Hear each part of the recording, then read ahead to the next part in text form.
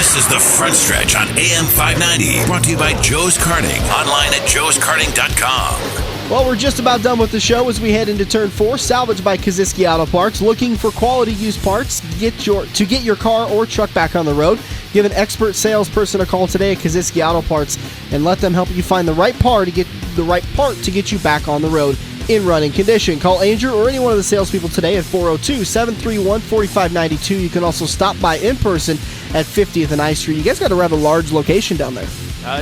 Pretty big yard. I think we're on a few acres down there. It's a pretty neat deal. How many cars do you have? We got a little over 1,000 cars in the yard. Well, this is the Infield Report presented by Kaziski Auto Parts. Bristol Motor Speedway, we've talked about it a little bit as the season has gone on. Some changes have happened to Bristol. We talked about it last week, and again, we apologize that the wrong show aired. But if you want to go back and listen to it, head to our Facebook page. You can also go to our YouTube page and check out the old show. But we'll reiterate some of the stuff we talked about. Attendance at Bristol Motor Speedway has been dwindling since they revamped the track. I wouldn't say revamped is the right word, but since they redesigned the track in 2007. Last weekend, they actually saw, and I'm sorry to say the previous weekend, they actually saw 106,000, an estimated 106,000 of 160,000 available seats. It was basically empty in that place. And I think 106,000 is a little bit exaggerating. It looked more like half capacity. So Bruton Smith, the owner and promoter of Bristol Motor Speedway, has come out and said, we're going to be doing some changes. Andrew, you've talked about some of the changes. What are the changes they're going to be doing? Well, basically, he's listening to the fans. He's seeing nobody's showing up, and he's asking everybody, what is going on right now? Why is nobody coming to my racetrack anymore? We talked about it. This is Rubbin's race, and we were pumped up to watch this race. Nothing happened. We thought there was going to be over 20 yellows. I don't even think there was 10. I think there was 4 or 5. 4. Basically, what they tried to do is they tried to make it 2 to 3 wide racing, which is exactly what we want to do. That's what Daytona did, and that's what we like, that kind of racing. But then, all of a sudden, it just didn't seem like the same Bristol. Bruton Smith says, you know what, I'm going to lay it down right now. They told him the estimated time is about 90 days, $1 million, they can redo the track. And what he's going to do is going to turn it back into a one-lane racetrack.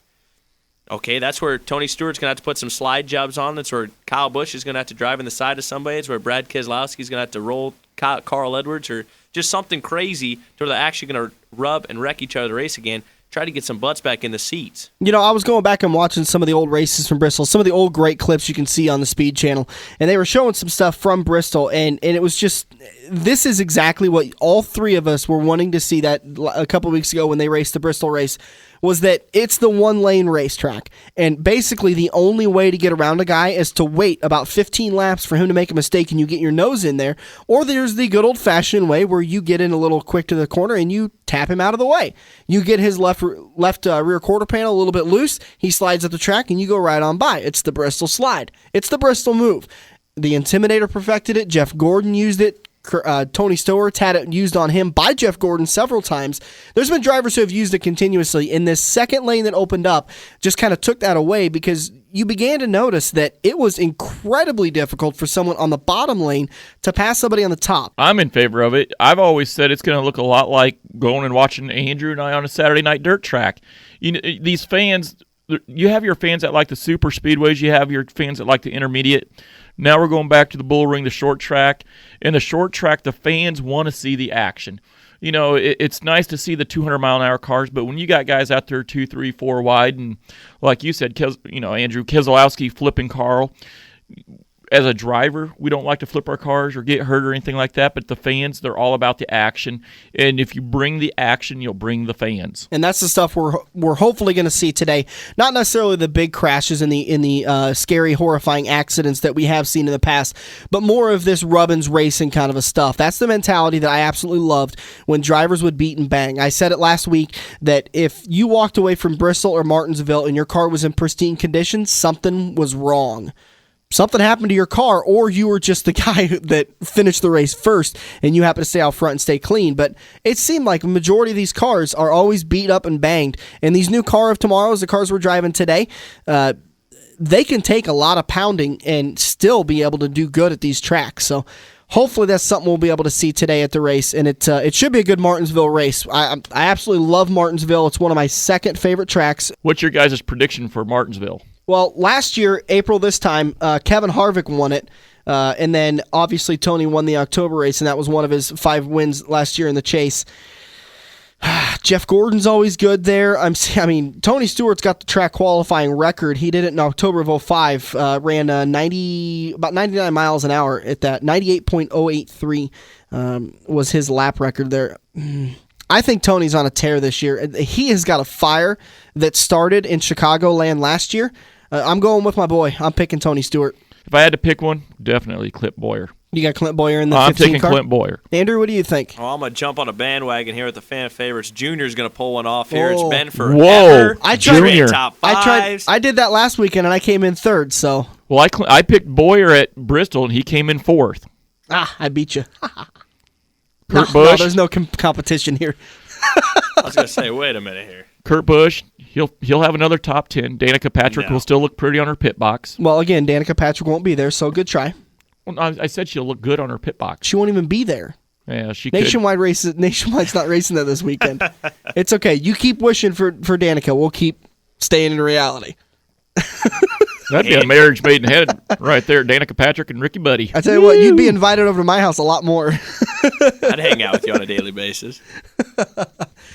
So we've got our picks for this weekend's race. I picked Tony Stewart, even though he's typically struggled at Martinsville. You've got I'm taking Clint Boyer. And then Andrew's taking Dale Earnhardt Jr., so should be a great race. Dale's always good at these short track races. It was Martinsville last year that he made the comment on the radio that he's glad they don't go to more short track races. Otherwise, he might be known as a dirty driver because he was kind of wrecking everybody just like Brian Vickers was. Well, thank you again so much for joining us on the front stretch. We really appreciate you guys joining us for another great edition. This is presented by Joe's Karting in Council Bluffs. Make sure you head over to Joe's Karting at 23rd Avenue, right next to, it's just down the street from Bass Pro Shop, right across the street from the AMC Theaters. It used to be Star Cinema a few years back. Great little location. Get some white knuckle, fast-paced racing in. Watch out, Ricky Buddy's coming, and dear Jesus, or baby Jesus, please help them all.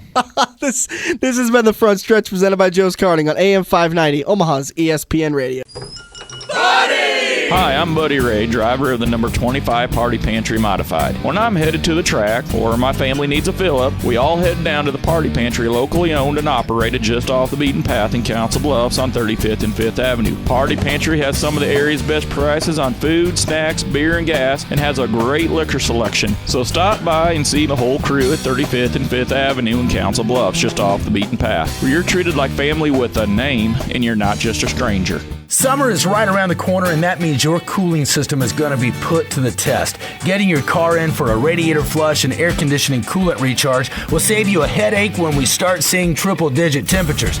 Kevin and the crew at Auto Connection will also service your car, which can increase your miles per gallon and help you save at the gas pump. Located at 21st and O in Lincoln, online at autorepairlincolnne.com. Call 402-477-8200 to schedule an appointment today.